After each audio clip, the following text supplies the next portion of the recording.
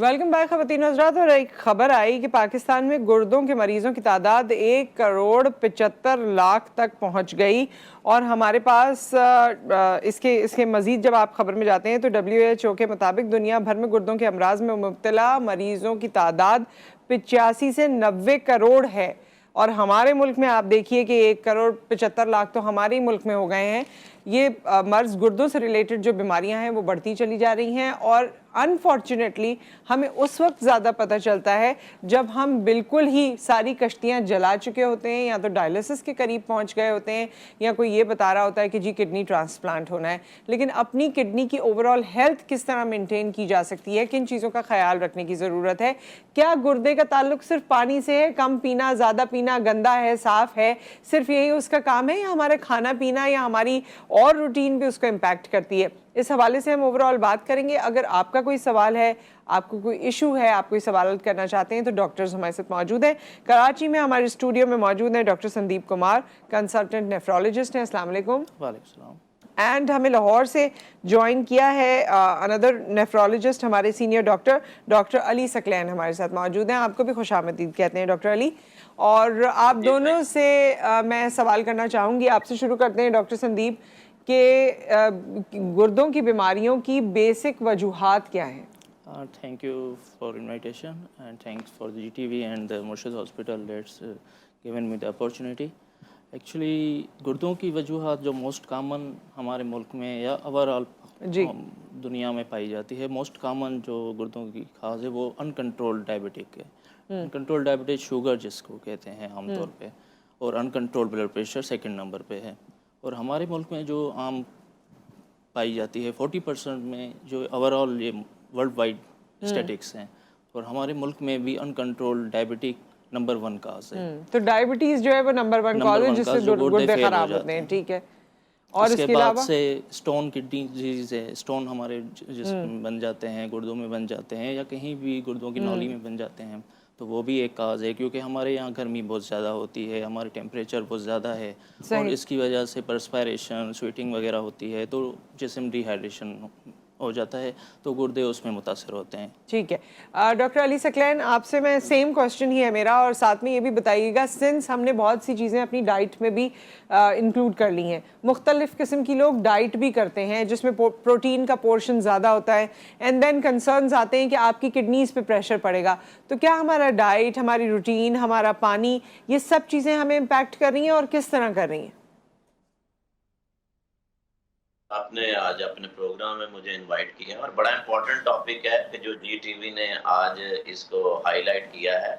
मैं थोड़ी सी इसकी ज़रा बैकग्राउंड को इस तरीके से लेके चलता हूँ कि जिस तरह आपने खुद कहा कि 1 करोड़ 75 लाख के करीब जो पाकिस्तान में पेशेंट है, अगर हम आसान ज़बान में ज़रा लोगों तक ये बात पहुँचाएँ तो पाकिस्तान में इस वक्त हर 7वां या 8वां शख्स गुर्दे की किसी न किसी बीमारी में मुब्तला हो चुका है। तो ये सबसे बहुत बड़ा खतरनाक फिगर है, और इसमें जो इंक्रीज है वो डे बाय डे आ रहा है। और इसकी जिस तरह अभी डॉक्टर संदीप ने बात बताई कि आप कॉजेस में जा रही थी, सबसे जो बड़ी वजह पूरी दुनिया में है वो डायबिटीज है। और डायबिटीज को अगर आप देखें तो पाकिस्तान में हर चौथा 5वां शख्स इस वक्त डायबिटीज में मुब्तला हो चुका है, और प्रेवलेंस के हिसाब से पाकिस्तान दुनिया का नंबर 1 मुल्क है डायबिटीज के पॉइंट ऑफ व्यू से। अच्छा, इसलिए इसका रिलेशन इसलिए इम्पोर्टेंट है। और आपके क्वेश्चन का जो आंसर है कि पाकिस्तान में ये चीजें किडनी की बीमारी क्यों बढ़ती जा रही है, तो जब आपकी डायबिटीज की प्रेवलेंस में आप नंबर 1 हैं, और वो भी अनकंट्रोल्ड सिचुएशन में, और वही दुनिया में number 1 cause of kidney disease है, वही पाकिस्तान में नंबर 1 कॉज ऑफ यानी किडनी डिजीज है, तो सबसे पहला फोकस तो हमारा डायबिटीज के कंट्रोल और मैनेजमेंट पे ऊपर होना चाहिए, जो कि नंबर 1 कॉज है।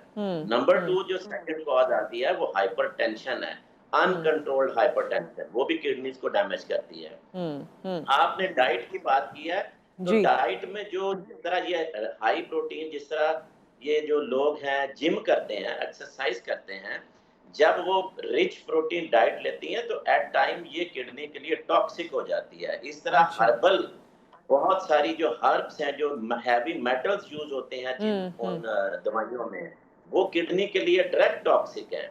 और अगली बात मैं बताऊं कि पाकिस्तान में एक और बहुत बड़ा फैक्टर जो कि हम इग्नोर करते हैं वो है सेल्फ मेडिकेशन और ड्रग्स का एब्यूज, जिसमें खास तौर पर पेन किलर्स है। अब अच्छा। पेन किलर, हाँ, मैं अपने टीवी प्रोग्राम में अक्सर ये बात करता हूँ कि पाकिस्तान का हर घर तो मिनी मेडिकल स्टोर है। बिल्कुल। आप खुद दवाई उठाते हैं विदाउट डॉक्टर कंसल्ट, बिल्कुल। और आप उसको इस्तेमाल करना शुरू कर देते हैं, और हाँ। फिर उसकी कोई लिमिट नहीं है। दर्द को आपको रिलीफ मिलता है, आप पेन किलर खाए जा रहे हैं, खाए जा रहे सही। हैं। एनसेड सही। ग्रुप डॉक्टर मौजूद है कि ये हाँ। बहुत ज्यादा किडनी के लिए हार्मफुल है। और ये जो बल्कि चंद कोई दोस्त हाँ, रिश्तेदार बाहर से आते हैं तो वो भी पेन किलर्स लेकर आ जाते हैं कि ये खा लेना, और फिर हम वो भी खा जी वो लेते हमारे घर, हैं। जी घरों में पड़े होते हैं। और फिर मजे की बात एक और भी आजकल बड़ी प्रैक्टिस में देखने में आ रही है कि अगर एक घर में कोई शुगर वाला मरीज है या ब्लड प्रेशर वाला मरीज है या किसी को दर्द सही। की दवाई को खा रहा है ना, वो अपने गली मोहल्ले दोस्तों में वही दवाई दूसरों को भी अलामत में दे देता है, ये नहीं जी। सोचते हुए कि भाई इसके दूसरे के ऊपर पता नहीं उसके लिए ये इफेक्टिव है भी कि नहीं है और उसको नुकसान ना करे, सही। लेकिन सही। लोग भी लेके खा लेते हैं। तो बिल्कुल। हमें इस चीज से भी निकलना है, और ये चीजें भी हमारे गुर्दों की हेल्थ के लिए अच्छी नहीं है। ठीक है, हमारे साथ कॉलर हैं इस वक्त। अस्सलाम वालेकुम। जी वालेकुम सलाम डॉक्टर साहिबान और देखने वालों को सलाम। बहुत ही अहम टॉपिक है और ये हकीकत है कि गुर्दे के अमराज में दिन ब दिन इजाफा हो रहा है, सेहत के इश्यूज हैं। मैं एक तो ये जानना चाहूँगा कि आजकल जो बहरहाल ये बात डिस्कस करेंगे आप लोग फास्ट फूड के हवाले से, उसका क्या रोल है उसमें, जो चीज़ वगैरह और बटर वगैरह। दूसरी बात मैं जानना चाह रहा हूँ कि ये जो मुख्तलिफ बीमारियाँ चल रही होती हैं, hyper tension, arthritis, depression, sugar, इसके असरात और फिर इनकी दवाएं, क्योंकि मैंने सुना ब्लड प्रेशर की जो रेगुलर दवाएं ले रही हैं, ऐसा एक वाक़या मैंने ख़वातीन का देखा थी कि उन्होंने ब्लड प्रेशर की दवाओं ने आगे चल के उनके किडनीज को अफेक्ट किया, वो किडनी फेलियर को जाके। सही। ठीक है, सवाल क्या है आपका एहसन साहब? बताएंगे अच्छा। डॉक्टर से कंसल्ट करके दवाएं लेनी चाहिए, कितनी एमजी की लेनी चाहिए ब्लड प्रेशर के लिए, उसको जरूर बताएं, क्योंकि उन दवाओं को सुना है वो किडनी को अफेक्ट करती है। ठीक है, ऑन एयर हम जवाब देते हैं। एक और कॉलर हमारे साथ मौजूद है। अस्सलाम वालेकुम। आसिम साहब। वालेकुम। जी आसिम साहब।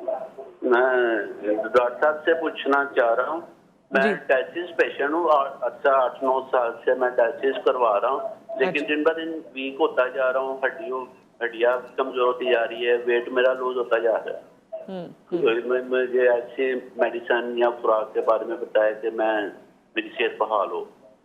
ठीक है, ठीक है, मैं इसका ऑन एयर हम जवाब ले लेते हैं। डॉक्टर संदीप, जो पहले कॉलर थे उनका आप जवाब दे दीजिए। जी, पहले कॉलर का जवाब तो ये दूंगा। एक गुर्दे देखें, हमारे खुदा ने इंसान के जैसे बहुत सी नेमतों से नवाजा है, और गुर्दा भी एक नेमत से कम नहीं है। गुर्दे के बहुत से काम होते हैं, जिसमें सिर्फ ब्लड को प्यूरिफाई करना नहीं, उसका ब्लड प्रेशर कंट्रोल भी होता है। ब्लड प्रेशर को कंट्रोल करता है, एक हार्मोन्स बनाता है, खून की कमी हो जाती है जब गुर्दा ख़राब हो जाए, जो उसको एरिथ्रोपोइटिन करते हैं। जो भी व्यूअर्स हैं जो किडनी डिजीज़ में मुब्तला हैं और डायलिसिस पे हैं, वो एरिथ्रोपोइटिन इंजेक्शन लगाते हैं। ऐसा नहीं है कि वो जूसेस पिएँ या कोई भी वो उसके खून बन जाएगा, ऐसा नहीं है। उसको इंजेक्शन लगवाना पड़ेगा, फिर ही वो ठीक होंगे। ठीक है। आमतौर पे ये कहा है कि फ़ास्ट फूड जो है, व्यूअर्स का सवाल था कि फ़ास्ट फूड से जो है क्या हो सकता है गुर्दों में। फ़ास्ट फूड में भी प्रोटीन्स होती हैं। जब तक प्रोटीन लिमिटेड इंटेक हो, लिमिटेड अंदाज में इंटेक हो, तो वो नुकसानदा नहीं होती। इन केस अगर कोई एक्सेस में चीज़ ले जाए, वो नुकसानदा होती है, क्योंकि किडनीज़ का काम ही यही है कि वो हमारे जिस्म में होम्योस्टेसिस बनाए, हमारे मुस्तकिल एक चीज़ मुकम्मल कायम दायम रहे, कोई चीज़ बढ़े नहीं, कोई चीज़ कम नहीं हो। इसमें मादनियात भी होते हैं, सोडियम, पोटेशियम और फॉस्फोरस, तो ये चीज़ें भी उनको मेंटेन करता है। ठीक है। डॉक्टर अली, जो हमारे कॉलर का सवाल था कि डायलिसिस करवा रहे हैं और दिन ब दिन कमज़ोर होते जा रहे हैं, वेट लॉस भी हो रहा है, उनको आप क्या सजेस्ट करना चाहेंगे? जी नुसरत, मैं उस जवाब से पहले सिर्फ एक छोटी सी, डॉक्टर संदीप ने बड़ा अच्छा जो है ना वो पॉइंट किया है फास्ट फूड के बारे में, लेकिन उसको थोड़ा सा मजीद उसमें इजाफा कर देता हूँ कि जिस तरह हमारे यहाँ जो इस वक्त सेडेंट्री लाइफस्टाइल चल रहा है ना, तो इसमें ये जो जितनी भी रिच कैलोरिक डाइट है, ये हम खा रहे होते हैं, लेकिन ये कैलोरीज हम बर्न नहीं कर रहे होते, और इसका एंड पॉइंट क्या है? मोटापा, ओबेसिटी। ओबेसिटी भी एक कॉज है कि जो किडनी डिजीज करती है। जी। दूसरा, डॉक्टर संदीप इस तरह बताया कि इसमें सॉल्ट का यूज ज्यादा होता है। अब जो ब्लड प्रेशर वाले पेशेंट हैं, उनका ब्लड प्रेशर इससे बढ़ेगा, अनकंट्रोल होगा, तो ठीक है। वो भी किडनी को इस तरीके से डैमेज कर सकता है। ठीक अब हम है। आते हैं, जो डायलिसिस के पेशेंट की बात थी कि उसका वेट लूज हो रहा है। देखिए, डायलिसिस के साथ हमारी दो कैटेगरी हैं किडनी पेशेंट्स की। एक वो कैटेगरी है कि जिनको किडनी डिजीज है लेकिन अभी वो डायलिसिस पे नहीं आए।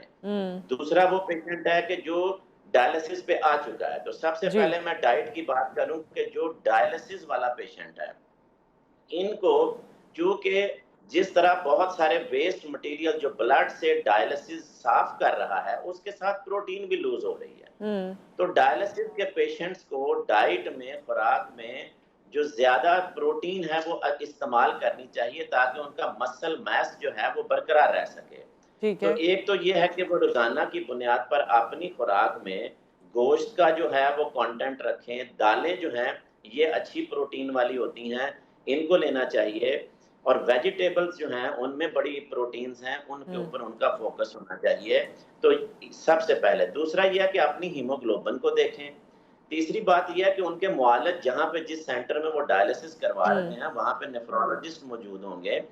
अपना मंथली जो है वो मुआयना अपने नेफ्रोलॉजिस्ट को साथ वो इन टच रहें, ताकि उनका ड्राई वेट और उनके इसके बारे में वो उनको एग्जामिनेशन करके उनकी ठीक है। हिदायत देते रहें। ठीक दूसरी है। बात है कि जो पेशेंट्स हैं ना, जिनको अभी डिजीज है लेकिन वो डायलिसिस पे नहीं गए, वहां पे प्रोटीन को हमने रेस्ट्रिक्ट करना है। उनको हम गोश्त और दालें कम खाने को कहते हैं। ये मैं उन पेशेंट्स के लिए बात कर रहा हूं जिनको अभी डायलिसिस की जरूरत नहीं है। सही। तो इस भाई को चाहिए, जो डायलिसिस वाले हैं, कि ये अपनी खुराक में गोश्त और दाल की मिकदार को बढ़ा दें। ठीक है। और यहाँ पर एक और कॉलर हमारे साथ हैं। अस्सलाम वालेकुम। वालेकुम सलाम। जी, मैडम, मोहम्मद मेरी आसिफ ना साहब। डॉक्टर साहब से ये सवाल है। मेरा बेटा है 5 साल का, तो उसका एक गुर्दा नहीं है। मैंने 2 दिन पहले सीटी स्कैन कराया, उसमें नहीं आ रहा, तो पैदाइशी नहीं है। मुझे जरा एहतियात बता दे, और कोई टेंशन वाली बात तो नहीं है इसमें कोई? किडनी इश्यूज के हवाले से हम बात कर रहे हैं। एक कॉलर भी हमारे साथ मौजूद हैं, शहाद साहब। अस्सलाम वालेकुम। देखिए, मैं आज अपना ही प्रैक्टिकल बताऊंगा, किसी और का नहीं। जी। अपना ही। जी। मुझे किडनी का स्टोन हुआ 20 साल पहले। मेरे एक दोस्त थे, उन्होंने कहा क्या, मैं यार ये इसमें कोई कह रहा ये करा लो, बोला ऑपरेशन, ये वो। कह रहा मैं तुम्हें पौधा बताता हूँ, पत्थर चाट। वो लो, एक पत्ता रोज सुबह खाओ, 6-7 दिन, 10 दिन, 15 दिन, महीना खा लो। मैं ठीक है, क्यों 14 कुछ 51 मिलीमीटर ऐसी कुछ ज्यादा थी। आप यकीन करें, मैंने खाया, क्लियर हो गई। आप, मैंने और दोस्तों को भी देखा, हमारे सर्जन दोस्त हैं, वो किडनी के, वो बाहर से आए हुए अमरीका से अभी। उन्होंने कहा शायद भाई आप तो क्या करते हो? मैंने कहा मैंने तो ये क्या, भाई बेटी को भी 2 साल पहले हुई, उसको घर में पौधा रखा हुआ है, एक पत्ता खिला देते हैं, 6 दिन 7 दिन का, अल्लाह का शुक्र। और उस पर फिर मैंने रिसर्च किया, उसके बाद पत्थर चाट जो है वो अल्लाह का शुक्र किडनी के स्टोन को बिल्कुल क्लियर। तो वो डॉक्टर खुद कहने लगे यार मैं देखता हूँ जो गरीब आदमी है वो 1.5-2 लाख का मुझसे ऑपरेशन नहीं करा सकता, मैं उसको यही सजेशन आप ही वाला ही दे देता हूँ कि यार ये पौधा लो और जांच कराओ। अब डॉक्टर साहब हैं, ये तज्जिया कर लें पत्थर चाट के ऊपर। ठीक है, हम इस बारे में ज़रूर बात करते हैं। और बड़ी अच्छी जानिब आपने तवज्जो दिलाई है, क्योंकि अक्सर ऐसी और होम्योपैथिक की और दीगर अद्वियात भी हैं जिनको खा के लोग कहते हैं कि उससे ये पत्थर क्लियर हो गया। लेकिन पहले जो हमारे कॉलर थे डॉक्टर संदीप, उन्होंने अपने 5 साल के बच्चे के हवाले से बात की थी कि उसका स्कैन हुआ और उसकी एक किडनी नहीं है। तो ये कोई ख़तरे की बात तो नहीं है, या इस पर ख्याल करने की कुछ ज़रूरत है? जी, इसमें बिल्कुल ख्याल करने की ज़रूरत है। पैदाइशी क्या होता है कि बच्चे में अगर गुर्दा नहीं है या किसी का ट्रांसप्लांट होता है उसमें भी एक ही गुर्दा होता है, तो उसमें ख्याल करने की बहुत ज़रूरत होती है। जैसे कि अब बच्चा है 5 साल का, तो उसमें डाइट की बहुत इंपॉर्टेंस आ जाती है। डाइट में हाई प्रोटीन डाइट, जैसे सर ने बताया, तो उसका ख्याल करना पड़ेगा। पानी का ख्याल करना पड़ेगा, एटलीस्ट 2.5 to 3 लीटर्स तक पानी पीना पड़ेगा, अनटिल अनलेस उसको मीन्स डिहाइड्रेशन ना हो। ठीक है, पानी का उसका ज़्यादा ख्याल करना पड़ेगा। लेकिन ये वैसे कोई खतरे की बात तो नहीं है? खतरे की इसमें बात नहीं है, अनटिल अनलेस जो हमारे खून में जो गुर्दे की एक टेस्ट होती है क्रेटिनिन, वो नॉर्मल है। अच्छा, क्रेटिनिन का टेस्ट नॉर्मल होना चाहिए उसके हवाले से। ठीक है। अच्छा डॉक्टर अली, अभी शहाद साहब ने बात की ये पत्थर चाट की कि ये इस्तेमाल करें तो उसके बाद आपका वो पत्थर क्लियर हो जाता है गुर्दे का, आप इस पे क्या कहेंगे? जी नुसरत, उन्होंने जो पॉइंट रेज किया है वो जो किडनी स्टोन है ना, अगर हम इसको देखें तो एलोपैथिक मेडिसिन में कोई ऐसी ड्रग अभी तक डायरेक्टली मौजूद नहीं है कि जो कि इन स्टोन्स को मेल्ट करके तो वो निकाल देती है। हाँ, होम्योपैथिक कुछ क्लेम करते हैं और कुछ इस तरह हर्ब्स जो हैं जी इनके जो इफेक्ट हैं वो लोग बहुत सारे इस तरह के एक्सपीरियंसेस उनके पास मौजूद हैं जिससे वो मेल्ट हो जाती है। तो उसमें यह है कि अच्छी बात है कि अगर वो उनकी जो स्टोन की अ, पथरी जो है वो अगर रेजा रेजा होकर निकल जाती है, लेकिन इसमें एक इम्पॉर्टेंट चीज जो है ना जिसकी तरफ मैं पॉइंट करना चाह रहा हूँ, हम लोग क्या करते हैं कि हम अगर कोई भी कोई होम्योपैथिक इस्तेमाल करता है या कोई हर्बल कोई दवाई इस्तेमाल करता है और उसका ये यकीन होता है कि भाई इससे ये सारा मेरा मामला ठीक हो गया है। जो ठीक होने की जो बात है ना, इसमें हमारी advice being a medical specialist या नेफ्रोलॉजिस्ट ये है कि अगर आपने कोई चीज़ ऐसी इस्तेमाल की है ना, तो आप एक काम ये करें कि देखें, सबसे पहले अपना अल्ट्रासाउंड या सीटी स्कैन कराकर ठीक है। इस बात को क्लियर कर लें कि आपका जो किडनी स्टोन है वो आपके किडनी को ब्लॉक तो नहीं कर रहा। क्योंकि जो पेशाब की नाली में पथरी अगर रह गई है, आपको अलामत नहीं है और आप कोई भी हर्बल दवाई खाकर या होम्योपैथिक की दवाई खाकर सिर्फ सेल्फ ये सोच लेते हैं कि जी मुझे चूंकि तकलीफ नहीं है तो मेरा अंदर से जो किडनी की पथरी है वो निकल गई है, ये बात यहाँ तक दुरुस्त नहीं होगी जब तक कि आप उसको सीटी स्कैन या अल्ट्रासाउंड से क्लियर ना कर लें। अगर आपके सीटी स्कैन में आपका किडनी ब्लॉक नहीं है, पेशाब की नाली में पथरी नहीं है, वो निकल गई है, तो इसका मतलब है कि आपकी इमरजेंसी जो है वो रिजॉल्व हो गई है। अगर आपने ये हर्बल और होम्योपैथिक मेडिसिन इस्तेमाल की है और इसके बाद आपने अल्ट्रासाउंड या सीटी स्कैन से आपने ये देखा है और वो जो पेशाब की नाली में स्टोन है वो वहां पे पड़ा हुआ है या गुर्दा वहां पे फूला हुआ है, सूजा हुआ है, तो नुसरत ये वाली जो चीज है इसका मतलब है कि उस पेशेंट को मेडिकली ट्रीट होने की जरूरत है या उसको जी, क्योंकि वो उसकी इमरजेंसी को रिजॉल्व किया जाएगा। अदरवाइज ये साइलेंट ब्लॉक गुर्दा पड़ा रहा तो ये गुर्दा डेड हो जाएगा। ठीक है। अच्छा, हमारे साथ कॉलर्स हैं और ज़ाहिर है कॉलर्स हैं तो वो मुख्तलिफ बातें और जो करनी होती हैं वो रह जाती हैं, लेकिन जब आप दोनों में से मौका मिले कॉलर की बात जवाब देके तो आप सिम्टम्स भी बताइएगा कि जब गुर्दे की ख़राबी होती है तो सिम्टम्स क्या उजागर होते हैं, तबीयत कैसी महसूस होती है, जो आपके लिए एक अलार्म हो सकता है कि जी शायद आपके गुर्दों में मसला है। हमारे साथ कॉलर मौजूद हैं। अस्सलाम वालेकुम। कैसी हैं आप? जी मैं ठीक ठाक। क्या है साहब, आप कैसे हैं? अल्लाह का शुक्र है। तमाम डॉक्टर संदीप को, डॉक्टर अली को सलाम हो और अल्हम्दुलिल्लाह हमारे पास बहुत से नेफ्रोलॉजिस्ट मौजूद हैं और गुर्दे की बहुत अच्छे डॉक्टर्स हमारे यहाँ मौजूद हैं। एक तो सवाल आपका जो मुझे करना था वो आपने कर लिया, उसका जवाब मिल जाएगा। लेकिन मेरा जो मेरी ऑब्जर्वेशन है ना नुसरत, वो ये है कि देखें जब कोई किसी तकलीफ होती है ना, किसी पेन होता है तो हम जीपीज के पास जाते हैं तो नॉर्मली वो पेन किलर दे देते हैं, टेस्ट प्रॉपर नहीं कराते। मैंने कई लोगों को देखा है जो पेन किलर खा खा के जब वो पहुंचे नेफ्रोलॉजिस्ट के पास, स्पेशलिस्ट के पास पहुंचे तो उनके गुर्दे काफी हद तक खराब हो चुके थे। तो आप ये डॉक्टर संदीप से मेरा सवाल ये है, डॉक्टर संदीप साहब जो जनरल फिजिशियन होते हैं हमारे, उनको कितना अवेयर होना चाहिए, क्योंकि उनकी नेग्लिजेंस की वजह से बात वो मर्ज बढ़ जाता है, तो इसके बारे में कुछ फरमाइएगा। ठीक है जी। देखिए, पेन किलर्स के हिसाब से, एनाल्जेसिक के हिसाब से ये है कि कुछ लिमिट तक ले, कुछ लिमिट तक इस हवाले से कहूँ कि 3 दिन 5 दिन वो इतना मुतासिर नहीं करेगी। हाँ, मुतासिर कर सकती है जिनको ऑलरेडी कोई बीमारी है गुर्दों की, या ऑलरेडी कोई शुगर है, दिल का मसला है या जिगर का मसला है, तो उनको वो अफेक्ट कर सकती है। अतः वो क्या होता है, आमतौर पे इंसान उनको तो किसी भी वजह से वो जाते हैं कि भाई उनको पेन किलर्स मिल जाती हैं, तो वो आदि एडिक्शन हो जाती है, बस हमें यही दवाई लेनी है और वो मुस्तकिल वो दवाई लेते जाते हैं, तो फिर क्वांटिटी बढ़ जाती है तो उसका डोज ही बढ़ जाता है बॉडी में। तो क्या होता है, अल्टीमेटली दोनों गुर्दे सुकड़ जाते हैं। तो जब भी ये कैफियत आती है तो इसका सिर्फ इलाज ही रीनल रिप्लेसमेंट थेरेपी है, जो स्टेज 5 पे होती है, तो उसमें सिर्फ डायलिसिस या ट्रांसप्लांट बचता है। ओहो, एक और कॉलर इस वक्त हमारे साथ मौजूद हैं। अस्सलाम वालेकुम। वालेकुम सलाम जी मिसेस सलमान। मुझे डॉक्टर से बात करनी है। एक्चुअली मेरे ना राइट किडनी में मेरा स्टोन है, बहुत ज़्यादा है, जिसकी वजह से मुझे जब बहुत ज़्यादा जो होती है, प्रेशर पड़ता है तो मुझे बहुत पेन होती है, साथ वो मुझे वॉमिटिंग शुरू हो जाती है। मुझे बहुत ज्यादा तकलीफ है, तो मैंने वो करवाया, अल्ट्रासाउंड कराया, तो डॉक्टर ने मुझे ऑपरेट का बताया, लेकिन मैं ऑपरेट नहीं करवाना चाहती। अब प्लीज मुझे इस तरह से कोई ऑपरेशन क्यों नहीं करवाना चाहती, ये भी बताओ। मुझे पेट से डर लगता है। मेरे रिलेटिव ने एक ने करवाया, वो उनकी डेथ हो गई थी, मैं इसी वजह से नहीं करवाना चाह रही। अच्छा ठीक है, इसका जवाब हम ऑन एयर ले लेते हैं। बहुत शुक्रिया आपने कॉल किया। जी डॉक्टर अली।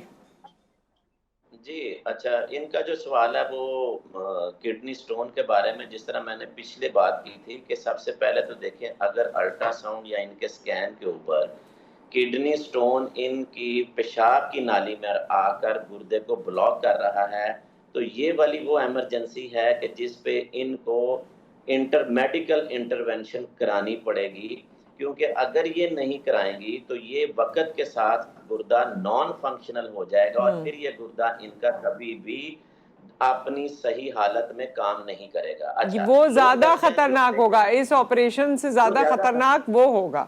जी दूसरा उन्होंने कहा जी कि उनका एक फियर है एक सर्जरी का। देखें, आजकल ओपन सर्जरी, कट लगाकर सर्जरी नहीं होती। पेशाब की नाली के रास्ते कैमरा डाला जाता है, वो कैमरे में रेज भी होती हैं, लेजर वो उस स्टोन को मेल्ट भी कर देती हैं। वहां पे वो चंद 1-2 हफ्तों के लिए स्टेंट रखते हैं और उसके बाद निकाल देते हैं, लेकिन आपका गुर्दा महफूज हो जाता है, उसकी ब्लॉकेज खत्म हो जाती है। उन्होंने बात की है कि जी फलां रिश्तेदार की डेथ होगी। देखें, हम रोजाना सड़क पर सफर करते हैं तो रोजाना बहुत सारे एक्सीडेंट्स वहां पे होते हैं, लेकिन ये जरूरी नहीं है कि दूसरे का एक्सीडेंट हुआ तो आपका भी होगा। इस को हम कंपेयर नहीं कर सकते। उनकी वजह क्या थी, उनकी एज क्या थी, उनको और प्रॉब्लम्स क्या थे, उनकी क्या कॉम्प्लिकेशन हुई, उस बेस के ऊपर ये अपना नुकसान नहीं कर सकते कि अभी फलां के साथ ये हुआ। तो she is a quite young patient और मेरे ख्याल में इनको फौरी तौर पर अपने डॉक्टर से रिज्यू करके इस स्टोन ब्लॉकेज को वहां से खत्म कराना चाहिए। अच्छा नुसरत, जो आपने बात एक सवाल किया था ना सिम्टम्स का, जी वो बड़ा इंपॉर्टेंट है नाजरीन को बताना। जी मैं बस ये सिम्टम्स कुछ जल्दी से बताना चाहता हूँ कि किसी भी बड़े बच्चे को, छोटे को, किसी को भी घर में ये अलामत आ जाए ना, तो किडनी के टेस्ट या डॉक्टर से जरूर रिज्यू करें। सबसे पहले, अगर आप सुबह सोकर उठते हैं और आपके चेहरे में सोज, खास तौर पर आंखों के निचले हिस्से पर आपको महसूस हो, आपके पाँव में सोज हो, आपकी टांगों में सोज आ जाए, आपका चलने फिरने से या लेटने से सांस फूल रहा है, आपकी भूख में कमी हो रही है, आपको कोई और मसला नहीं है लेकिन सारे लोग आपको कह रहे हैं कि आपको खून की कमी है, चेहरा आपका पीला हुआ है, आपको सुस्ती हो रही है, और सबसे इम्पोर्टेंट चीज ये देखें, जो सबसे पहली अलामत मैं समझता हूँ कि अगर आप रूटीन में हम ना पेशाब करते हैं ना, तो उसके ऊपर थोड़ी सी जाग बनती है, लेकिन वो चंद सेकंड में डिसअपियर हो जाती है। अगर आपके यूरिन में बहुत ज्यादा जाग बन रही है और वो जाग स्टे कर रही है, तो नुसरत ये पहली अलामत होती है कि किडनी से प्रोटीन का इखराज हो रहा है। अच्छा। तो प्रोटीन जो है ये बेसिकली गुर्दों के फिल्टर डैमेज होते हैं। तो जिसको भी ये अलामत हो वो फौरी तौर पर यूरिन का टेस्ट कराए और डॉक्टर से रिज्यू करे। जैसे जैसे ये गुर्दे की बीमारी आगे बढ़ती है, आपकी भूख की कमी के साथ आपको नौजिया होना शुरू हो जाता है, आपको उल्टियां आनी शुरू हो जाती हैं, और अगर आपने बर वक्त साथ टेस्ट कराकर डॉक्टर से रिज्यू नहीं किया तो, और ये जो जहरीले मादे यूरिया क्रेटिनिन है, ये जब जिस्म में बढ़ते हैं तो आपको झटके भी पड़ सकते हैं और मरीज जो है वो बेहोशी या कोमे की हालत में भी जा सकते हैं। इन अलामत को नाज़रीन को चाहिए कि वो जरूर मद्देनजर रखें और फौरी तौर पर इनमें से कोई भी अलामत महसूस करें तो अपने मुआलिज से रिव्यू कर लें। यहाँ पे एक मैसेज मैं जी जल्दी से डॉक्टर साहब को देना चाहूंगा कि हम कैसे किडनी डिजीज को जल्दी पकड़ सकते हैं और अर्ली स्टेज पर अगर हम इंटरवीन करें तो हम इससे, यानी कि जो बढ़ाव वाली बात है ना कि बहुत ज्यादा तादाद बढ़ रही है, तो उस पर कंट्रोल किया जा सकता है। इसलिए कहते हैं prevention is better than cure. एक तो हमारा हर शहरी, वो हेल्दी पर्सन भी है या नहीं है, साल में एक दफा ब्लड का एक यूरिया क्रेटिनिन का टेस्ट होता है, एक पेशाब का टेस्ट है, यूरिन कंप्लीट हम उसे कहते हैं, और एक सीबीसी का टेस्ट है जिसमें हम हीमोग्लोबिन और बाकी चीजें ब्लड की मालूम करते हैं। इसी तरह एक अल्ट्रासाउंड है। नुसरत, अगर आप ये टेस्टों की देखें, सारे सरकारी अस्पतालों में तकरीबन फ्री या बहुत कम ठीक है। कीमत पर हो जाते हैं, और जो लोग अफोर्ड कर सकते हैं वो प्राइवेट सेक्टर में भी कराकर साल में एक दफा अगर ये 3-4 हज़ार रुपये आपने ऊपर लगा लें तो एटलीस्ट आप मालूम कर सकते हैं कि आपका कोई मामला चल तो नहीं रहा, ठीक है डॉक्टर साहब, ताकि अर्ली डॉक्टर से रिव्यू किया जा सके। ठीक है डॉक्टर संदीप, आप इसको कंक्लूड भी कर दीजिए टॉपिक को, और आप कुछ स्टेजेस ऑफ किडनी डिजीज़ बता रहे थे, वो भी जल्दी से अगर आप शेयर कर लें। एक्चुअली जो किडनी डिजीज होती हैं वो दो कैटेगरीज में होती हैं। एक होती है AKI जो आपके कुछ घंटों या कुछ दिनों में ख़राब होती है, और बहुत हमारे कॉमन जो दूसरी होती है क्रोनिक किडनी डिजीज़, उसमें स्टेजेस होती हैं, माइल्ड होती है, स्टेजेस वो 5 कैटेगरीज में होती हैं, mild, moderate, severe, very severe, और आखिरी जो स्टेज होती है वो रीनल रिप्लेसमेंट, डायलिसिस या ट्रांसप्लांट की होती है। एक्चुअली व्यूअर्स के लिए और पेशेंट्स के लिए मिथ ये होता है कि भाई डायलिसिस कराएं नहीं कराएं। जैसे मैंने कहा कि कैटेगराइज्ड है, एक एक्यूट किडनी इंजरीज में पेशेंट परेशान हो जाता है कि हम कराएंगे तो मुस्तकिल डायलिसिस पे रहेंगे, मगर ऐसा कुछ है नहीं। हमने ऐसे भी पेशेंट देखे हैं हॉस्पिटल्स में आते हैं, किसी भी वजूहत से उनके मोशन होते हैं या ब्लड लॉस हो जाता है प्रेगनेंसी के दौरान या ऑपरेशन सर्जरीज के दौरान, या फ्रैक्चर हो जाए, कोई भी वजूहत से किडनी डैमेज टेम्परेरी शटडाउन होती है तो उसमें भी डायलिसिस की ज़रूरत पड़ती है। तो कुछ डायलिसिस सेशन करके हम उनके खून के टेस्ट देते हैं तो उनकी क्रिएटिनिन जो मिकदार बताती है कि कितनी डैमेज हो गई है वो बिल्कुल नॉर्मल हद तक हो जाती है और उसमें वो बच जाता है। उसमें कुछ ऐसी भी होती हैं कि वो परमानेंट जो स्टेजेस में कन्वर्ट भी हो जाती हैं, जिसको हम CKD कहते हैं, क्रोनिक किडनी डिजीज़। तो आखिरी स्टेज ये होती है कि डायलिसिस, और डायलिसिस कराने के लिए हमें फिस्टुला पहले बनाना पड़ता है, और डायलिसिस एक ऐसा अमल है कि इंसान सोशली इकोनॉमिकली उसमें मुतासिर होता है। ये तमाम चीज़ें, एंड आई थिंक कि जब हम बीमारियों के हवाले से बात करते हैं या इस टॉपिक को एक्सप्लोर करते हैं तो बहुत सी और चीज़ें हमारे जहन में आती हैं, लेकिन वक्त की कमी भी आड़े आ जाती है। थैंक यू डॉक्टर अली, आपका बहुत शुक्रिया। डॉक्टर संदीप, आपका बहुत शुक्रिया। अगर एक लाइन का मैसेज यहाँ पे ये जी लोगों को डायलिसिस से नहीं डरना चाहिए, ये इनकी बेहतरी की चीज है, और दूसरा सेहत का इतना ख्याल रखें कि सेहतमंद मुआशरा ही सेहतमंद पाकिस्तान। बिल्कुल सही बात, बिल्कुल सही बात है। डॉक्टर साहब ने तमाम बातें कह दी हैं, और अपनी सेहत का खुद ख्याल रखना है, खाने पीने से लेकर रूटीन से लेकर कौन सी ऐसी सिम्टम्स हैं जिसका आप ख्याल रखें ताकि आप किडनी इश्यूज़ की तरफ ना जाएं या उससे बच सकें। ये सब हमने आपको बताया। अपना ख्याल रखिए, दुआ में याद रखिए। आपसे फिर मुलाकात करेंगे। अल्लाह हाफ़िज़।